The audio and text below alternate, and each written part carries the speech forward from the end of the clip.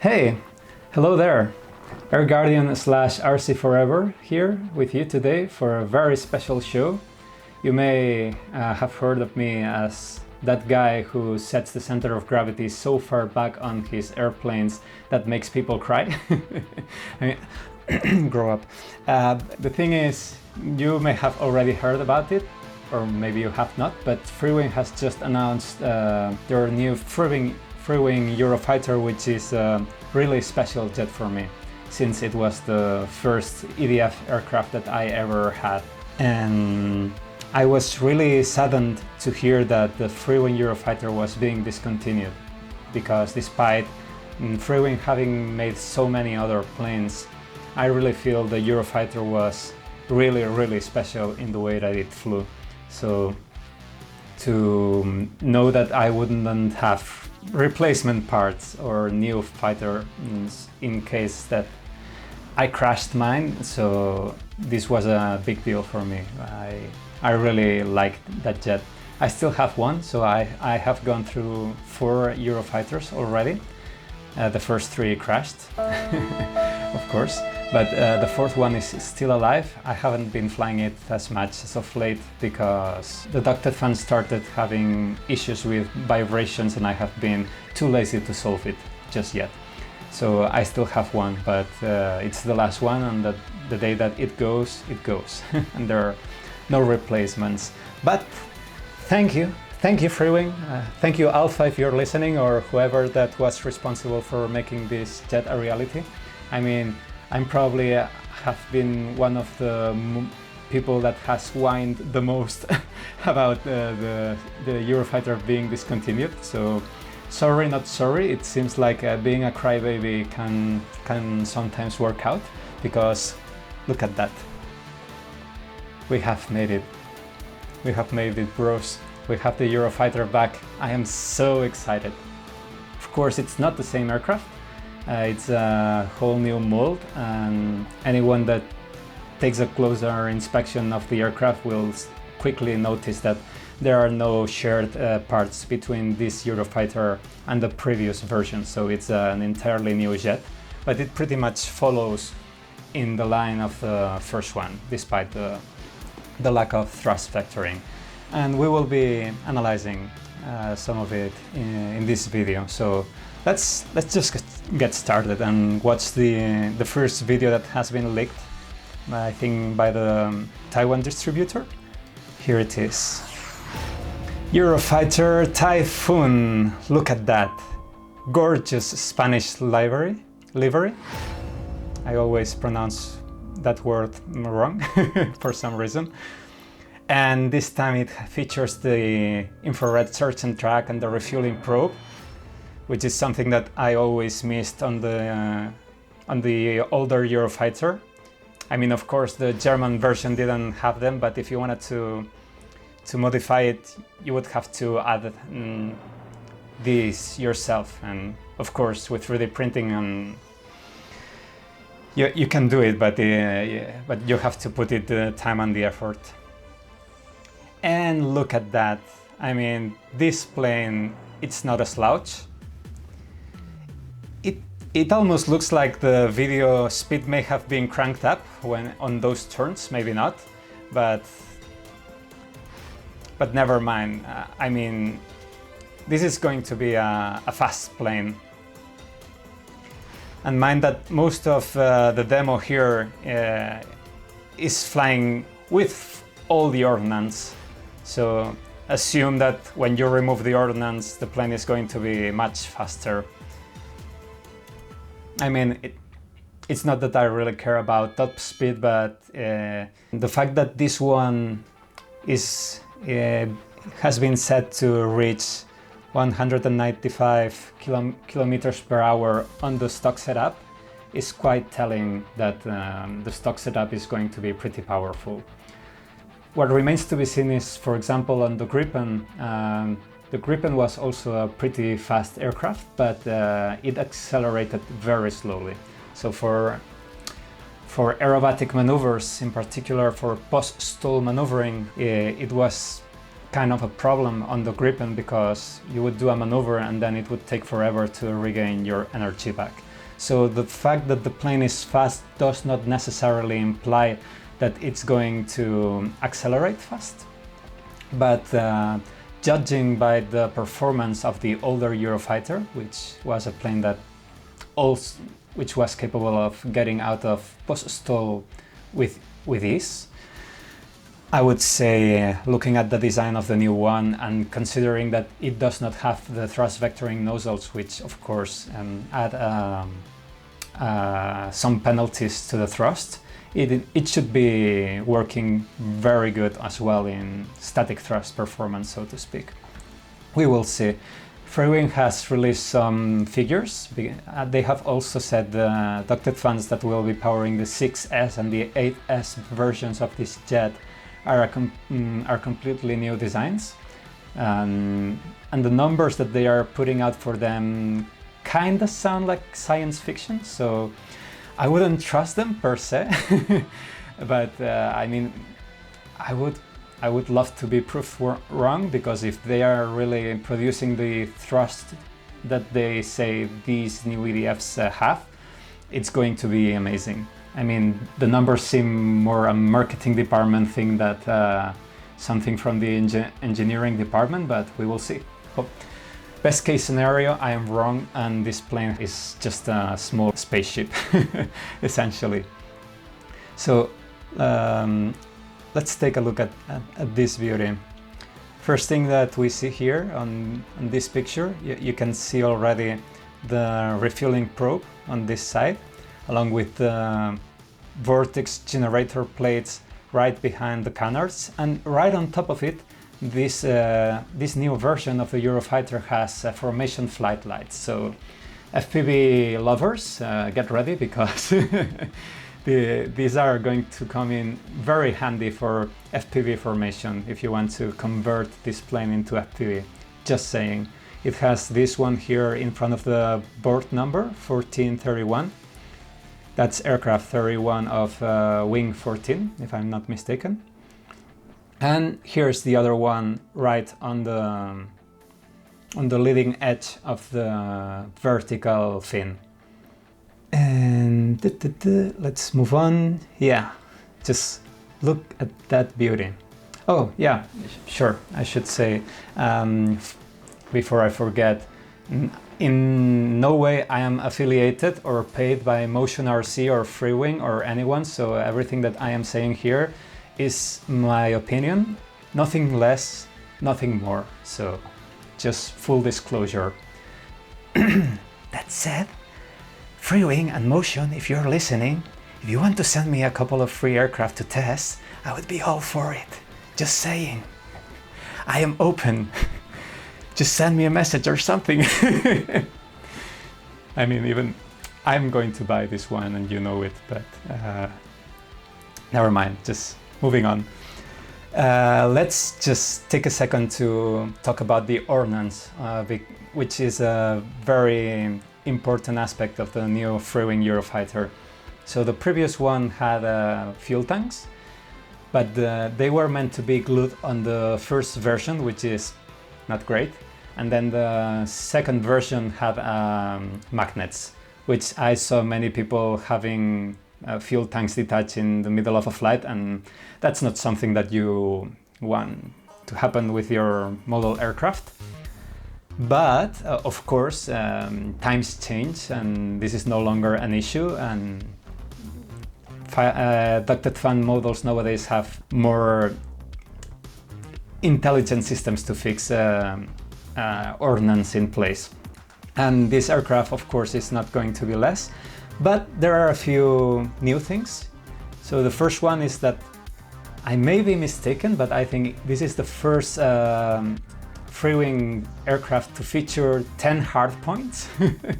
So you can have like 8 missiles or bombs and a couple of fuel tanks. And of course, if you 3D print your own missiles, you could have just 10 missiles loaded onto it. So it has 4 hard points on the belly and another 6, 3 on each wing, which are underslung rail mounts. And This is something that I really missed from the previous Eurofighter versions, which give the plane a much more menacing look, and let alone with all the ordnance. Of course, loading the jet with all that stuff is going to be a penalty on performance, but like I care. If you can remove it, you can always get rid of it for performance flights, so to speak, but I'm certainly going to fly mine with Ordnance a lot, because it looks just so badass. And moving on, yeah. First, let's talk about the ailerons. So it looks like they have finally reached 21st century design hinges, sorry, the word wasn't coming, like those seen on the F-22 Raptor or the MiG-29, which obviously the previous Eurofighter didn't have. And this is great because it makes the plane look much better, but it's also less sloppy joint rather, which means that the aircraft is going to be more precise in control. And also, since there is no gap, it also means that the airframe produces less drag. Here we will later see a comparison between the proportions of the new and the old Eurofighter, but we can see here already that the new version is much slimmer, the fuselage in particular. So they increased the wingspan and the length by about 7 and 5 centimeters respectively, if I'm not mistaken. So it's just slightly larger, but of course 7 or 5 centimeters, even if it doesn't sound like much, it means a lot in terms of volume for such an airplane. So essentially what I guess they have done is they have kept the dimensions of, or the size of the fuselage more or less similar to what they were, because you still need to fit all the equipment inside, and if you just make the fuselage thinner, that's going to be a problem in terms of fitting inside everything else.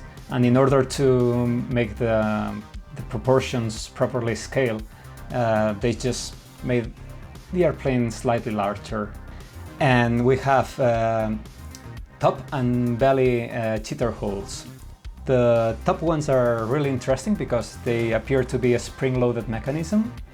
This is a huge thing because this will allow the plane to retain scale looks, with the exception of when you are adding full power, and there's a difference of pressure between the outside of the aircraft and the inside of the ducts. But I mean, even for the most hardcore scale people, you can always leave them permanently closed if that's an issue. So, and of course, the fact that these are top installed, they make them essentially immune to foreign object damage to the ducts and to the ducted fans. So for people doing grass ops, this is a big thing as well.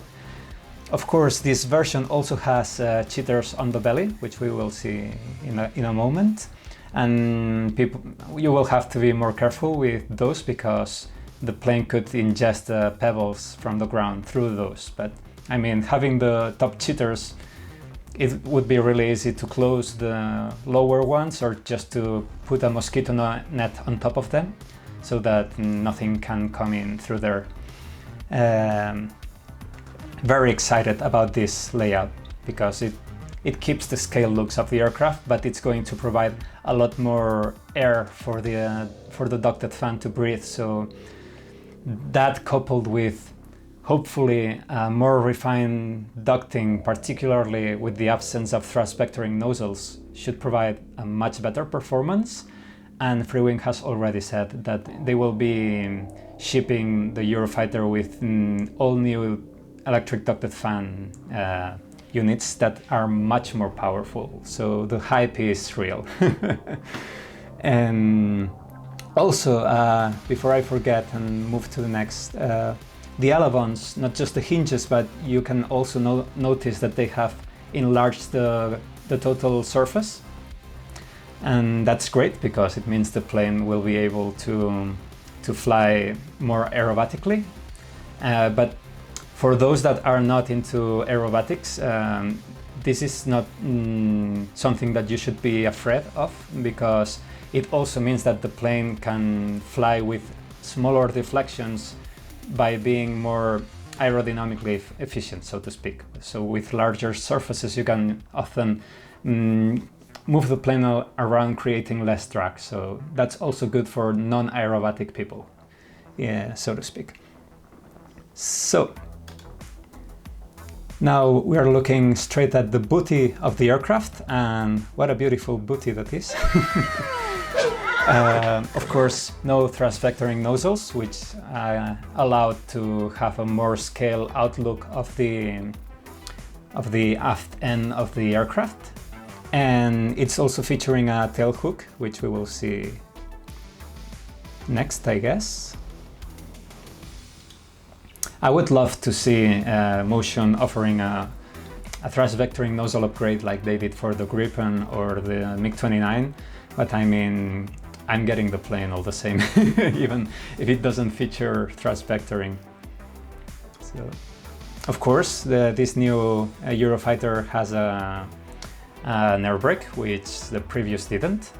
This is great, but also means it's more weight that you're sort of paying a penalty for in performance.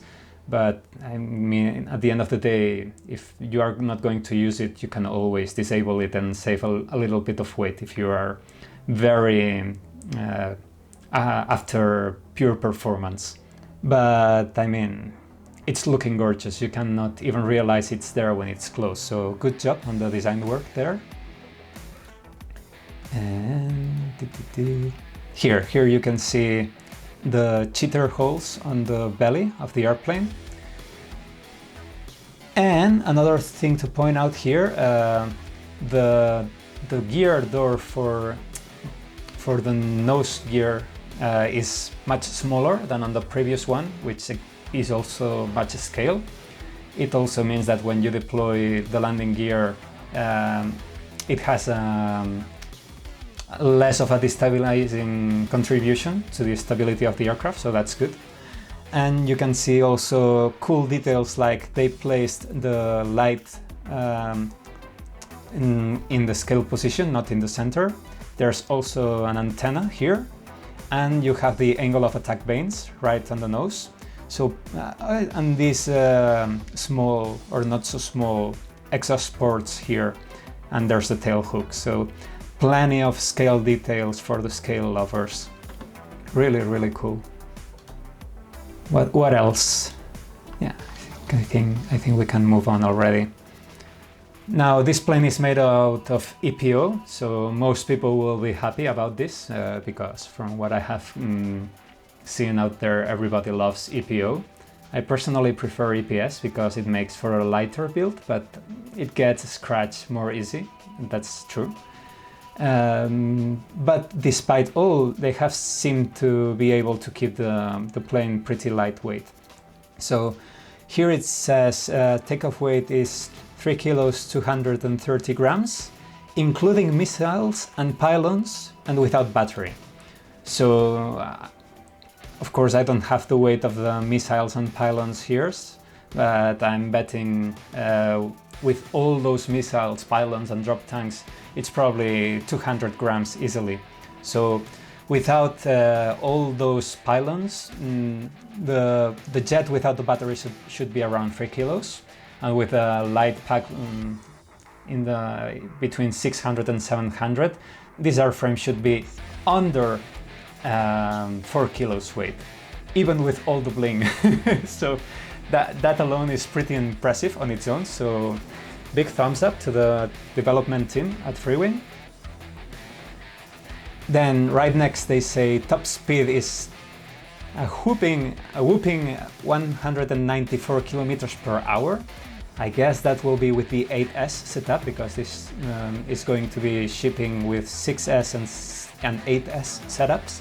But I mean, my craziest 8S setup on my older Eurofighter the most I was able to clock was 200 kilometers per hour. So if the stock plane can do 200 kilometers per hour as well, that's pretty rad.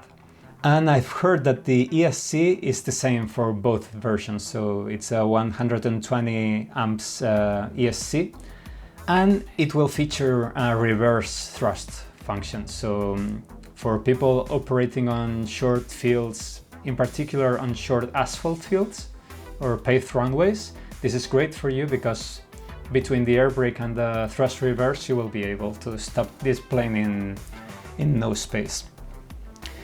It's featuring a few hybrid gear servos, which I'm not a big fan of hybrid gear. I prefer metal gear, but I mean, this must be for things like gear doors and things that are not as important. So not bad. And then we have a couple of 9-gram metal gear servos and 3 17 grams digital metal gear servos. So a couple of those are certainly on the elevons, and I guess the third will be the rudder. So the main control surfaces of the aircraft are controlled by proper servos, so that's fantastic. The previous Eurofighter did perfectly with 9-gram servos on all these control surfaces, so this being 17 grams, you know that it's going to be perfectly fine. Cross fingers. It's going to be fine. Don't worry. Yeah, the landing lights. So they made something that is pretty important for me, which is not to add just a single landing light on the front gear, which wouldn't even be scale, but they did just as on the full-scale aircraft, they have 2 lights, one on each strut or on each landing gear door of the main landing gears. And this is beyond the scale looks of it, is very good for me because I used to fly in very low light conditions, and when you have a single bright light coming straight at you, you cannot judge properly the orientation of the airplane, so I usually have to disable these landing lights. But having 2 of them, you can judge at least the bank angle of the aircraft, so hey, that's cool.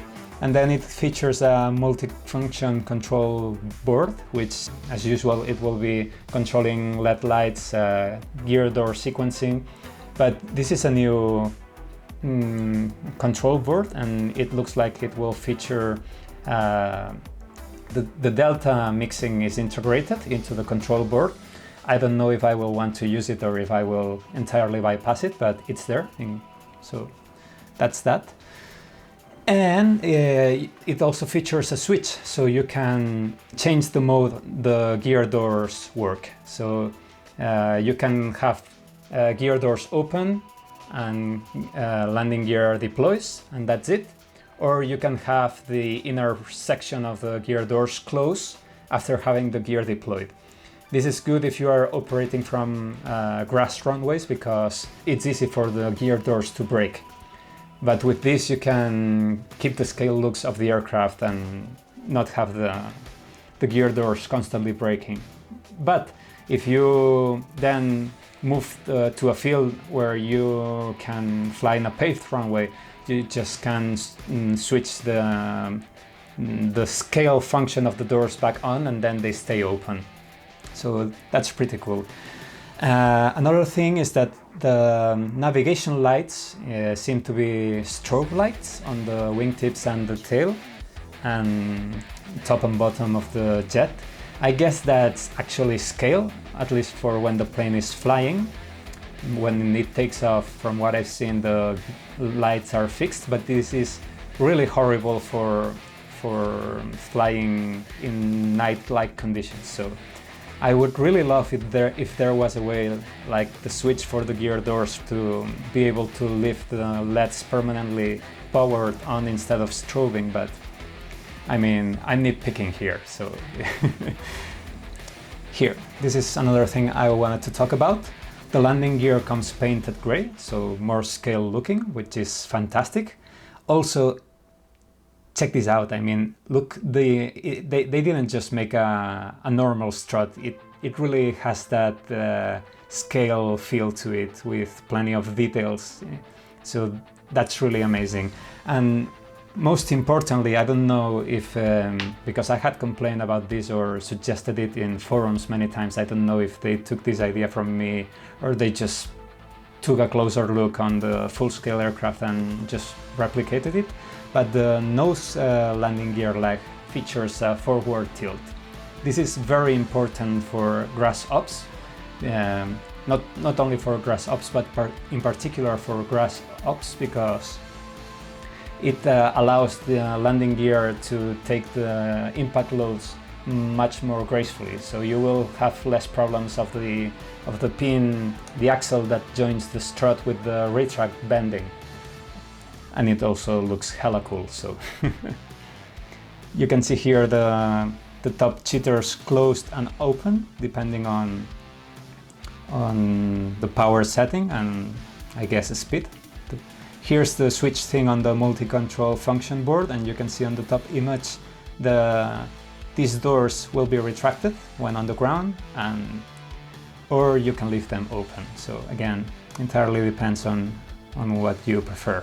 And this picture of the nose gear, you can see as well here that it's really scaled, and that forward tilt is great. Oh, and the landing lights, they're definitely attached to the gear doors. So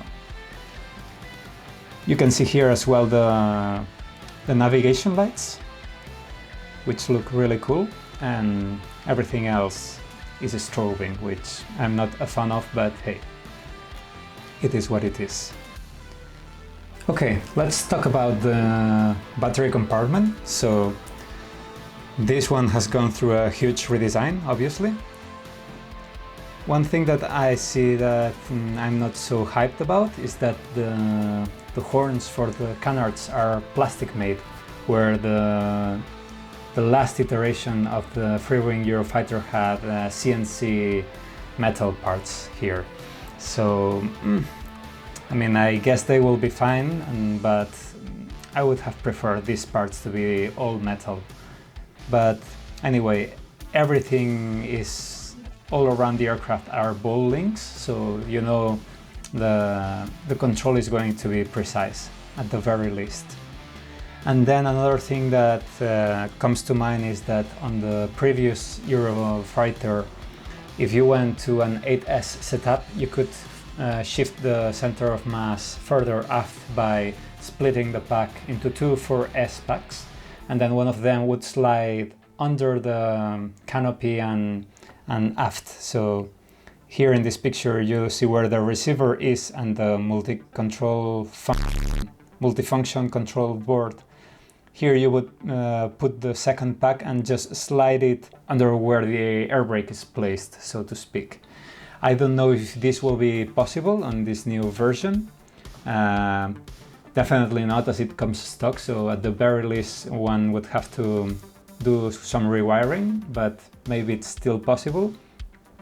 But I mean, right now it's not so important to think about this until we really get an idea of how's the center of gravity for the stock configuration of this airplane, because everything's new, so the mass distribution of the aircraft is going to be very different from the previous Eurofighter.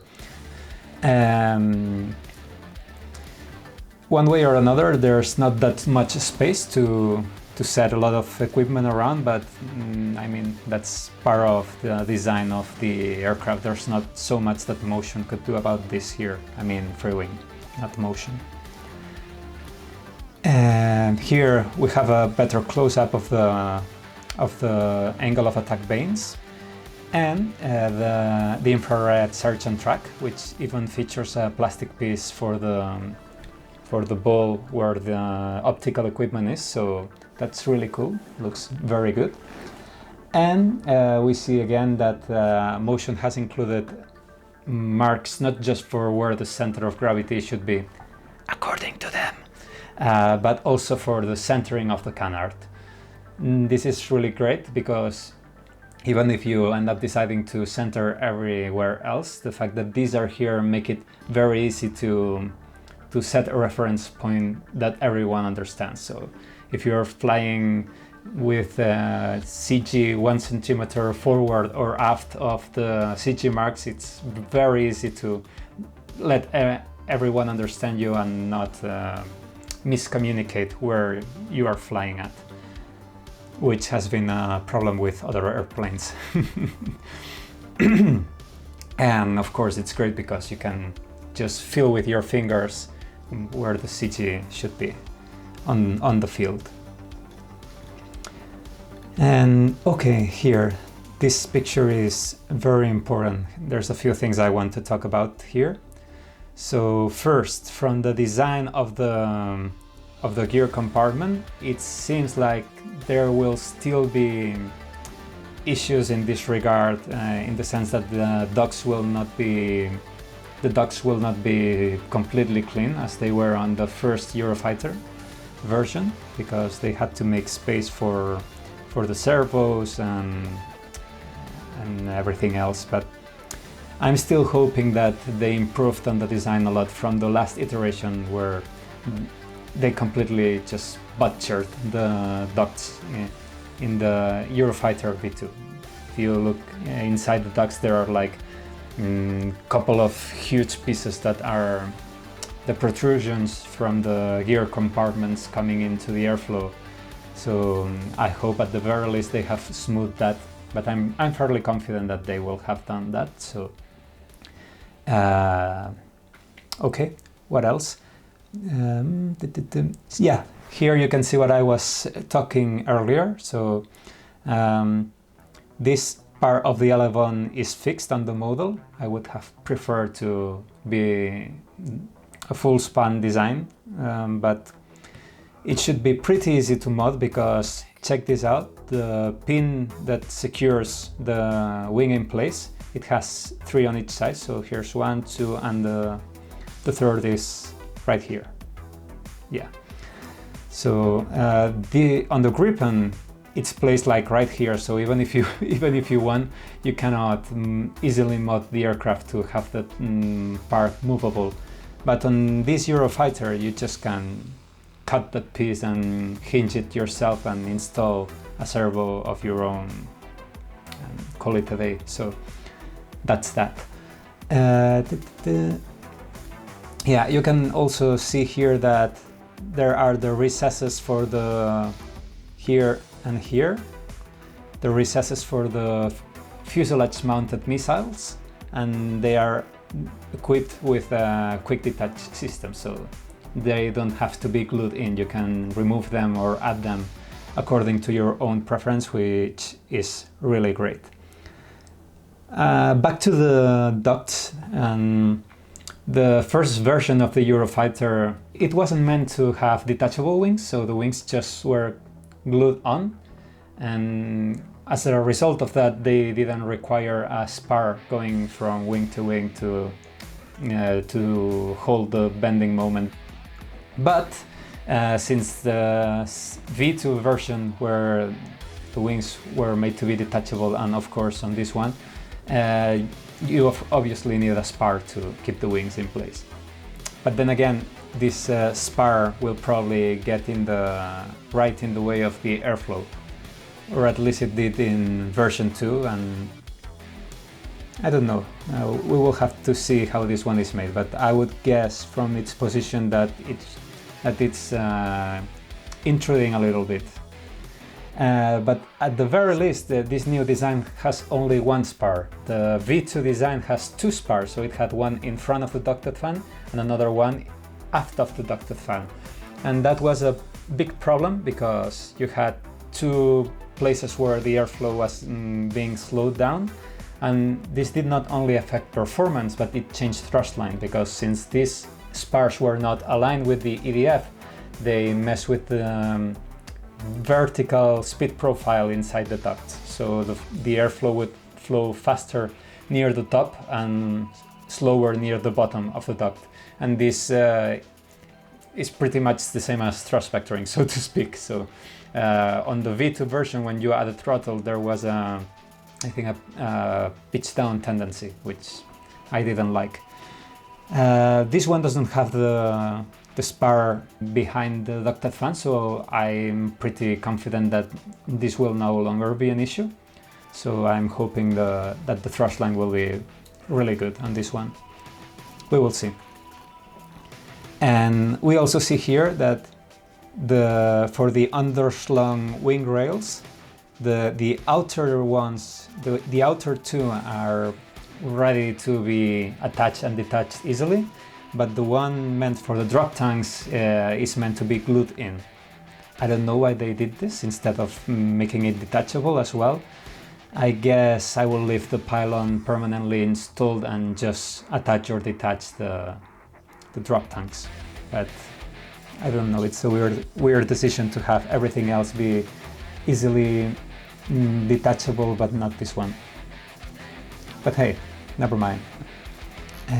Okay, I think we are done here.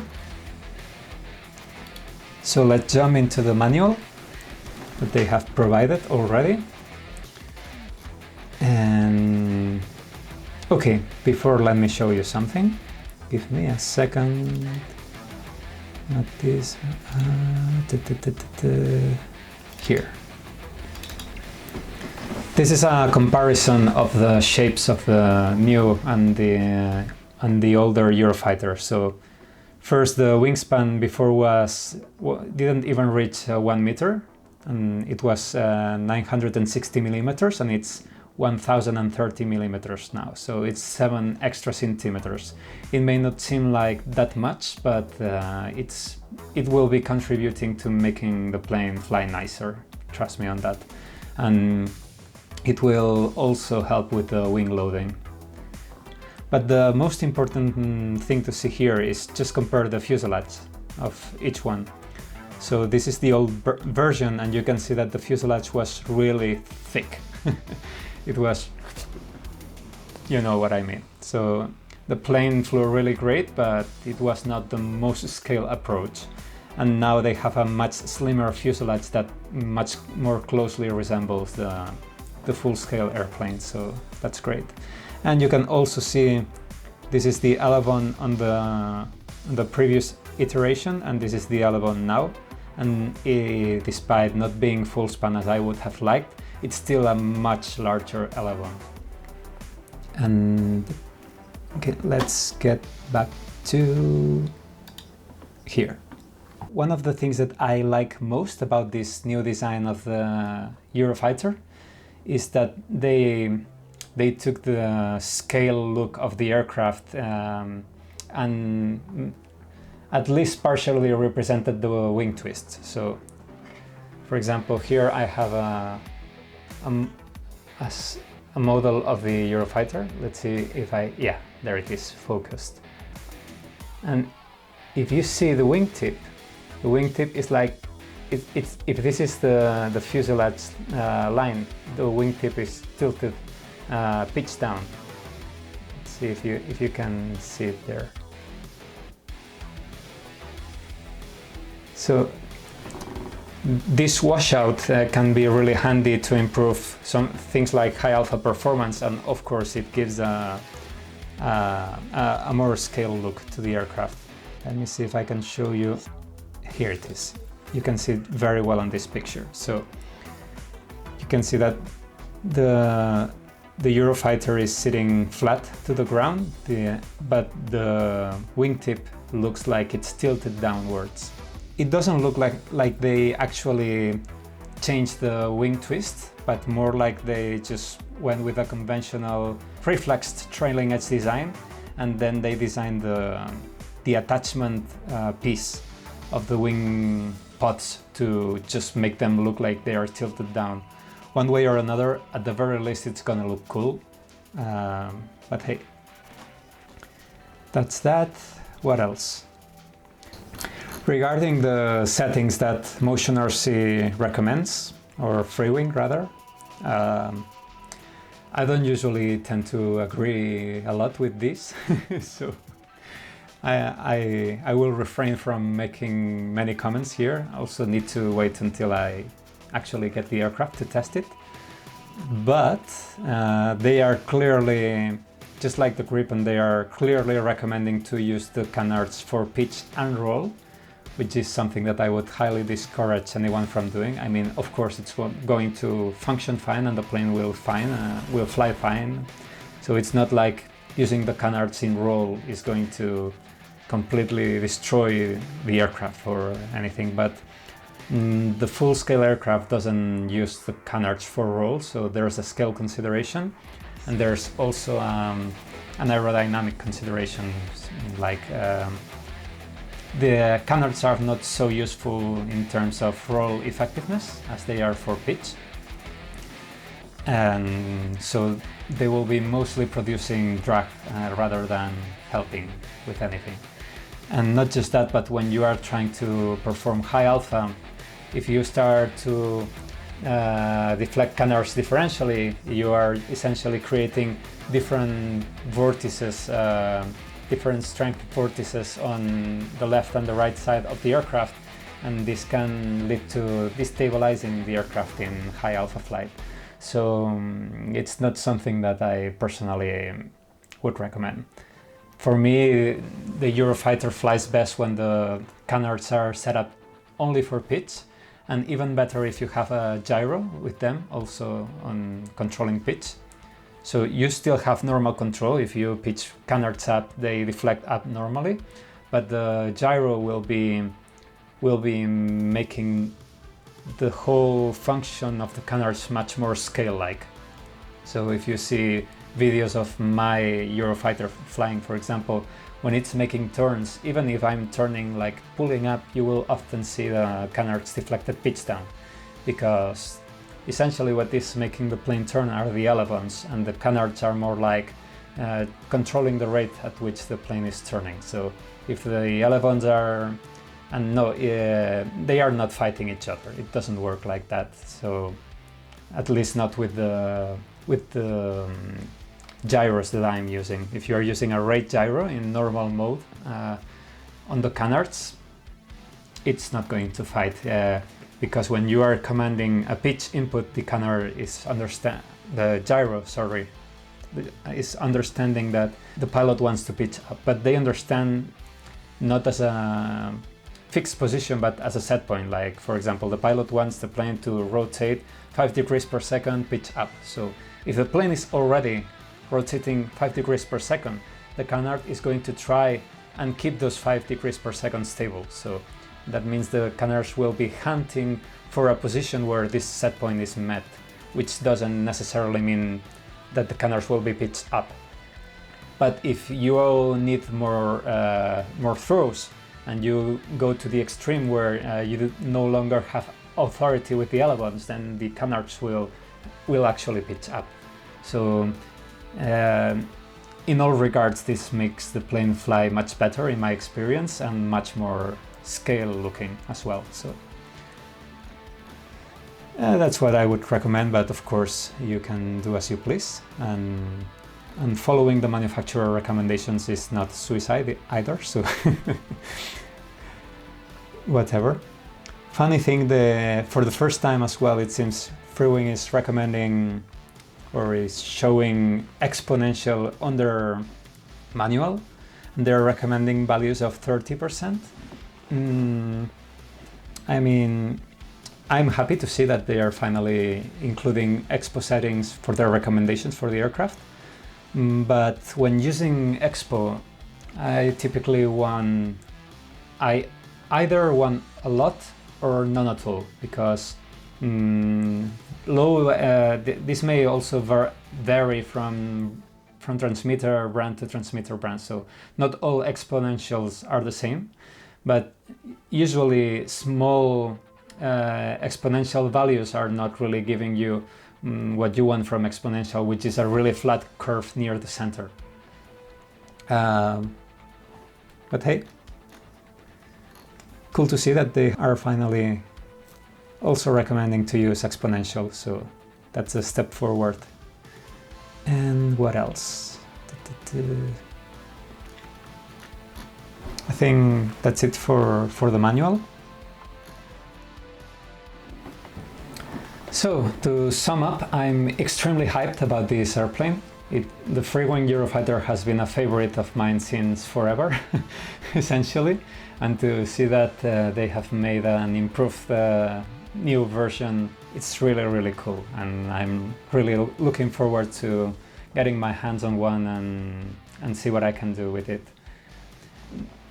If I'm to make a couple of complaints, they are not really complaints, but I would have hoped to see a much bigger version of the Eurofighter, something in the size range of the MiG-29, for example. So I guess it's not the time yet for that. Someday, maybe. But that's one, and the other is the lack of full span elevons, which, for example, the FMS Rafale does feature. But pretty much everything else seems to be just fantastic, so I'm really excited about this one.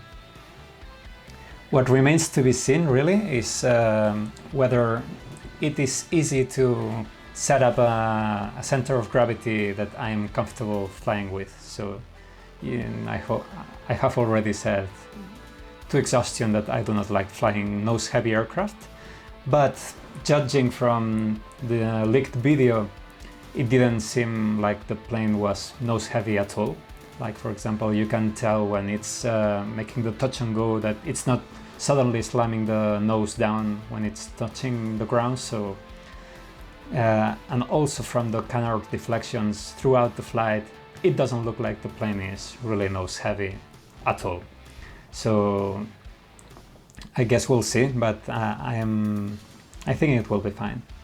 And if it's not fine, I will find my way around.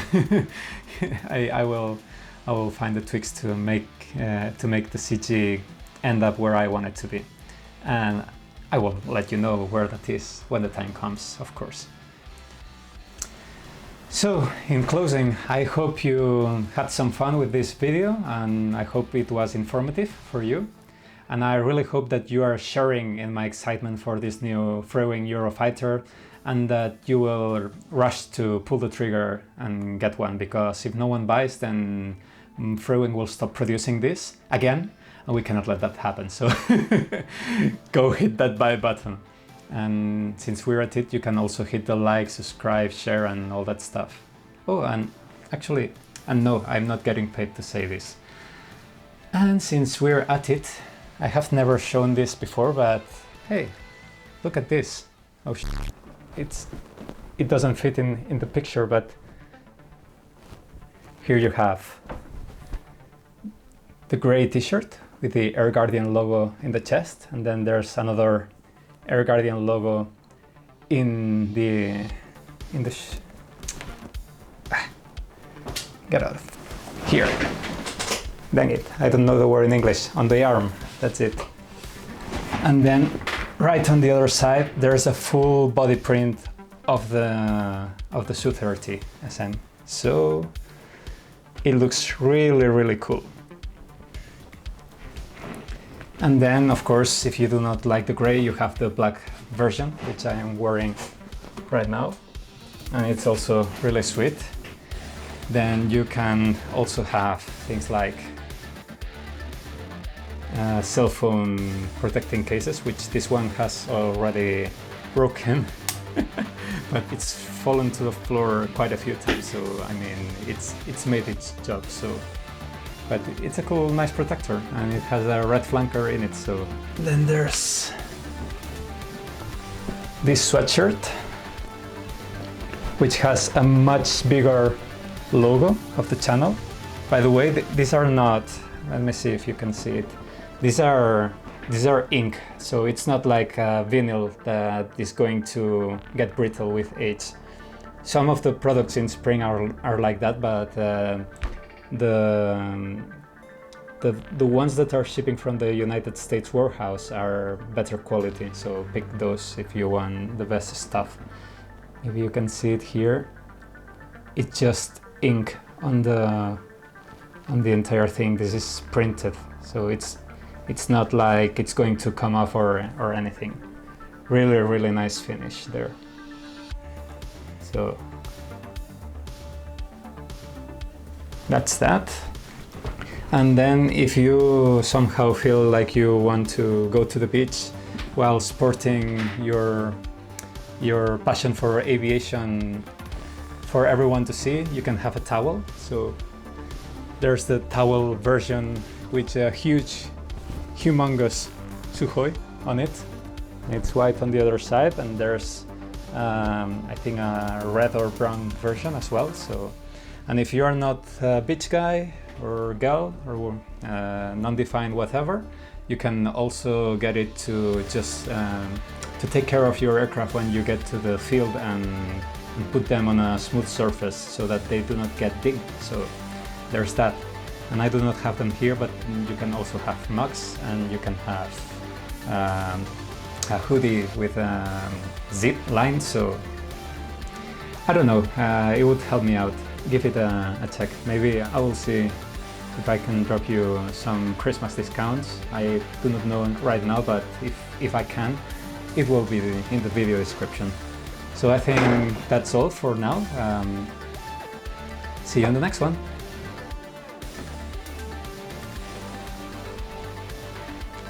And hit that like button and subscribe and build me the altar, if you recall from the F-18 video, if you haven't already.